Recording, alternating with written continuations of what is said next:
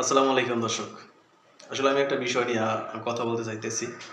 বিষয়টা হচ্ছে যে ধর্ষণের বিষয়টা নিয়ে। আসলে এই যে দেখেন আমাদের মা বোনের নিরাপত্তা কোথায়? বর্তমানে কিছুদিন আগে আমাদের দেশে কিছুদিন আগে যে পরিমাণ ছিনতাই ছিল, যে পরিমাণ ডাকাতি ছিল সেটা হয়তো আইনশৃঙ্খলা বাহিনী বা যৌথ বাহিনী তারা একটা পর্যায়ে নিয়ে আসছে।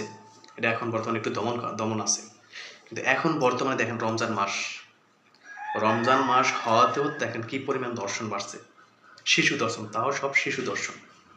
তাহলে আমাদের বোনদের নিরাপত্তা কোথায়? তাদের তো কোনো নিরাপত্তা পাইতেছি না। ছোট্ট ছোট্ট শিশুরা যদি যেভাবে ধর্ষণ হইতেছে প্রতিনিয়ত দেখতেছি নিউজে, প্রতিনিয়ত। এগুলো কি আমরা কোন দেশে বসবাস করতেছি? আইন শৃঙ্খলা বাহিনীর উপর আমার আহ্বান থাকবে, ভাই আপনারা এই যে ধর্ষণের বিষয়টা আপনারা কঠোর বিচার করেন।